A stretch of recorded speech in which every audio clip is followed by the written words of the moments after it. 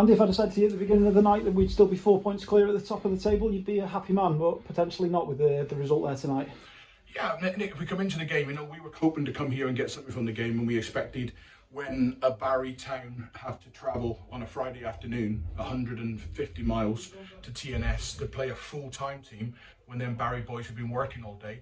And I expected them to win the game, TNS. In the interest of fair play, I have no idea how anyone within the authorities of the fixture lists could create that on a Friday night when we're all fighting for our lives. We're trying to get European places. We're trying to maybe push out and try and win the league. For one of the main rivals to be made to travel up on a Friday night, it just beggars belief to me.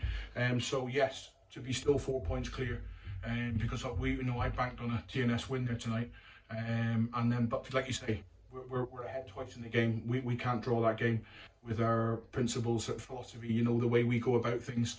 To concede 2 goals is disappointing. The frustration with the second goal is tinged with a bit of expectation as well, because coming into the game I have my concerns. We played Connah last year, Nick, and there was a phantom foul in the second half which was acknowledged by the authorities that there was no foul. It changed the course of the game and affected our season. We're 2-1 up tonight, and Callum Morris has gone across to go shoulder to shoulder with a player, and he's given a yellow card. Now it'll need to be shown on Scorio, and it needs to be explained how that can be a foul. How it can, it's not a yellow card. It's not even a foul. It's a great bit of play from our player. The ball goes into our box. Yes, we have to defend the situation better.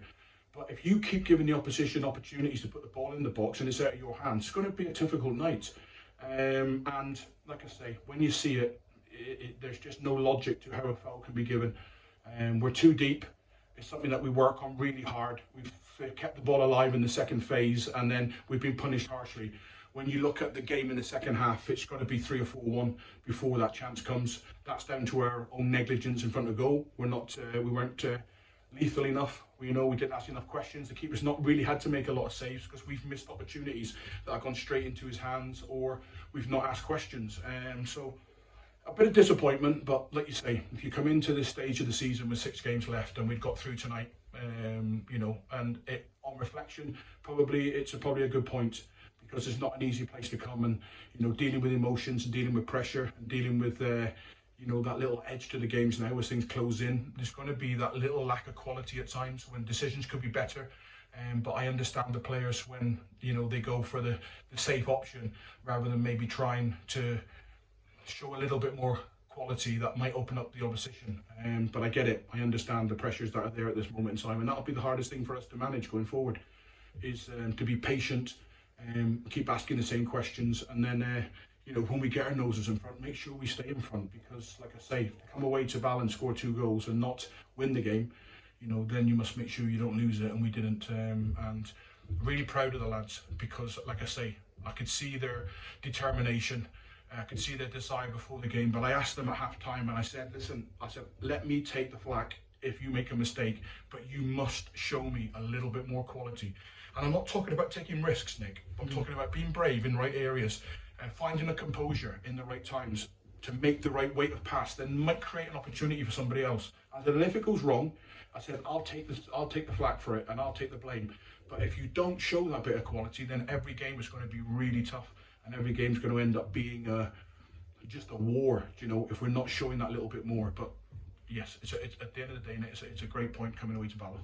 You talk about the games closing in. There's another one coming next Friday as we take on Newtown, obviously, as well. We know the challenges that Chris's team are going to pose to us. Absolutely, yeah. Every game now, Nick. There is no. We then got Barry. We then got Connah. Every single game is going to be tough, and every game's going to have its own us dealing with the pressures and the emotions of the occasion and the game. We have a way of doing things, and we just have to stick to that and trust in the process and trust that the result will be correct. Because, like I say, you come away, and if you'd said to me before the game you're going to score 2 goals at Bala, I would have been over the moon, because I know how difficult it can be here. But, some real positives, but so disappointed that yet again the equaliser comes from something that me, my coaches and my players can't control at all.